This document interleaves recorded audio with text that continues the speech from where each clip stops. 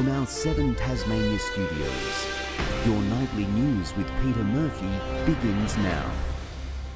Good evening. Animal rights groups are calling for an investigation into how Tasmanian abattoirs handle livestock, including reviewing all CCTV. It comes after horror footage showing animals being abused and tortured, and a warning, the vision may distress some viewers. Secret cameras capturing the final minutes of life for these animals. The footage too graphic to show. I wish I could say shock. There was definitely horror, disappointment, sadness and sorrow. Today, the Greens and animal welfare groups banding together, calling for an immediate investigation into all Tasmanian abattoirs, including reviewing all CCTV. It's no longer acceptable for abattoirs to practice without having CCTV footage. There has to be an independent monitorer. It comes after shocking footage was brought to light, allegedly showing workers aggressively handling livestock at 5 abattoirs, Tasmanian quality meats amongst them. We have no faith in regulatory systems and we have no faith in the industry. An independent regulator separate to any government body now has until Monday to reach a decision after a show cause notice.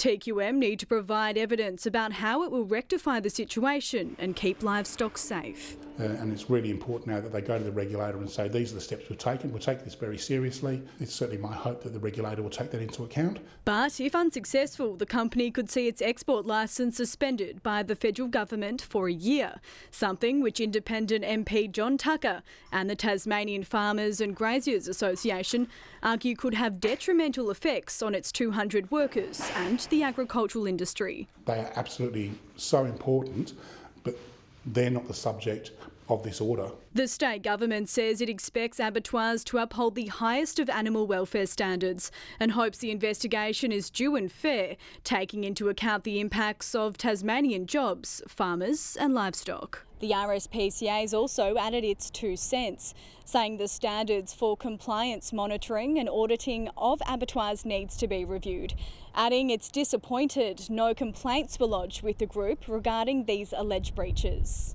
TQM says it condemns the mistreatment of animals and will appoint an animal welfare officer, retrain all employees on animal welfare obligations and introduce a zero tolerance policy. But it begs the question, is it enough? Must be without pain, must be without suffering, must be without brutality. Ruby Cairns, 7 Tasmania News. Last night we brought you a story about Attorney General Guy Barnett's plan to move a motion in Parliament calling on the Governor to suspend Supreme Court Judge Gregory Geeson. In our report we said the Law Society of Tasmania did not support the motion. This was incorrect. The Law Society's opposition was to an aspect of a previously announced draft bill to establish a commission of inquiry into the conduct of Justice Geeson. 7 Tasmania Nightly News apologises for that error.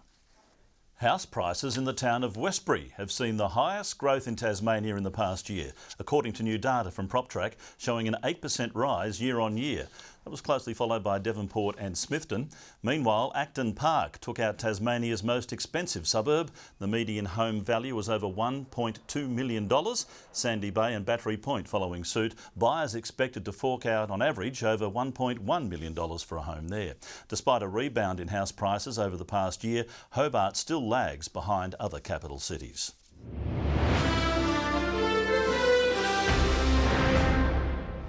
An electric bus trial stoush is brewing amid fears a lack of training could put local mechanics in serious danger. Metro Tasmania is strongly disputing the claims as calls mount for the state government to swiftly intervene.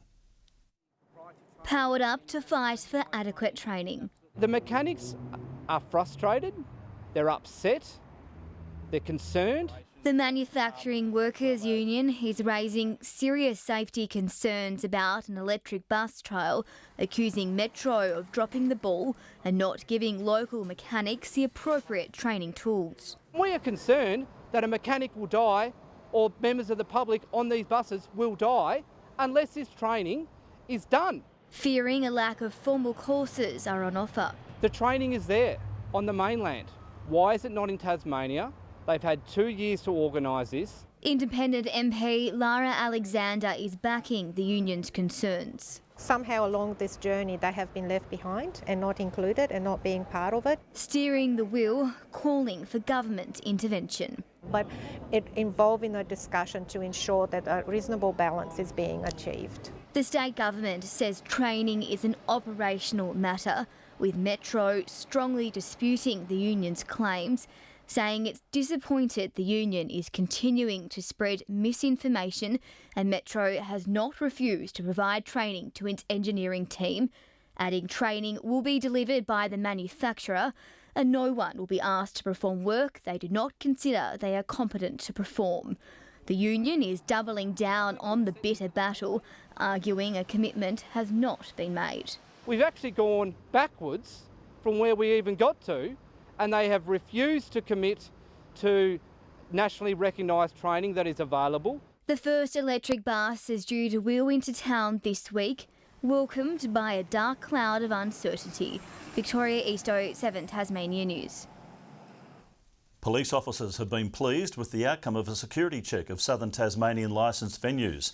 25 sites across Sandy Bay, Hobart and North Hobart were examined last night. As well as 57 security guards, only 5 of them were cautioned for failing to have correct identification. More operations will take place over the festive season to keep Tasmanians safe and ensure the professional standards of crowd controllers are upheld. Tasmanians have taken a ride on the green side at a come and try session for e-bikes. The device is beneficial to the environment and the bank, with a new rebate program saving cyclists hundreds of dollars. Swapping 4 wheels for 2, Tasmanians have put cargo e-bikes to the test at Hobart's Rivulet. That can cope with Tassie's hills while carrying a couple of kids, the groceries and maybe a guitar or 2. The review's nothing but positive. 1, it gets you active. 2, it's lower costs because you're not paying for petrol and parking. And 3, you're not spewing out emissions everywhere. Just yesterday we were riding through the city with 2 families and the kids stopped at a red light. The kids held hands while the red light was there until it went green. And they're the sort of moments that you get on e-bikes. Between 2020 and 2022, Australia's e-bike sales rose by 139,000. Melbourne is probably our strongest city for getting people on turn bicycles, and they're really strong in New South Wales and Queensland as well. In Tasmania, cargoes cost between $4,000 and $12,000. Cyclists guaranteed to save big down the track. We think that owning any car costs at least $5,000 a year to run, no matter how much you drive it. So for an e-bike, just the charging alone will cost you about $20 per year. And there's no better time to buy, with the state government's e-mobility rebate program offering up to $1,000 off cargo e-bikes, proponents describing it as nation-leading. Teros and Turn Australia are matching the government rebate in accessories on a turn bike. So that means families can save up to $2,000 on a cargo bike. Giving Tasmanians every incentive to go green. Brianna Boylan, 7 Tasmania News. Christmas decorations are normally known for being large and luminous, but not to Tasmania's miniature enthusiasts. The talented group proving size doesn't matter at a pop-up display in Hobart's Hadley's Hotel. Guests wowed by the tiny handmade creations, from table sets and trees to Christmas lights and stockings. Even Santa Claus has shrunk down a few sizes.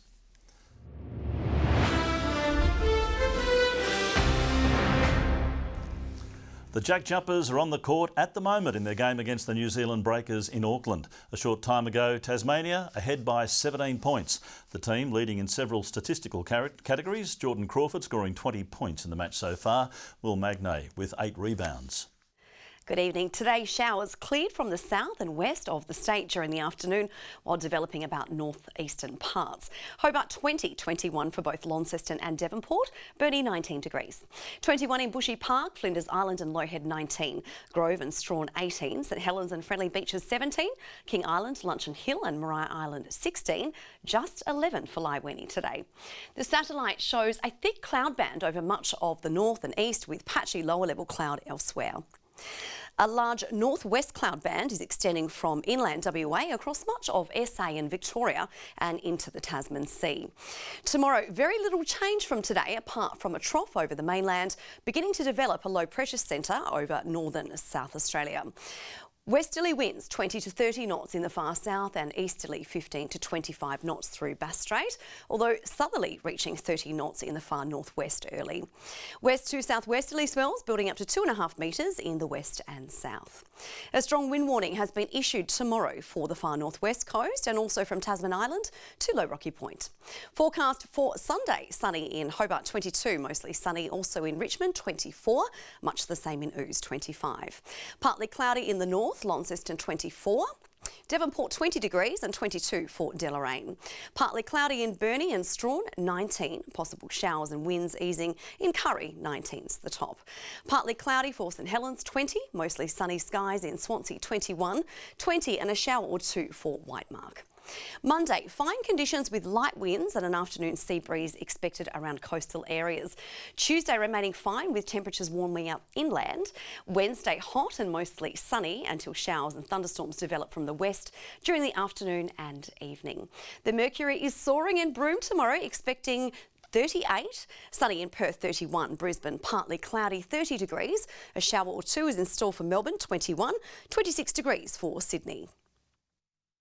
Current conditions in Hobart right now, it's sunny, 15 degrees, Launceston cloudy with 18, also cloudy in Devonport with 19.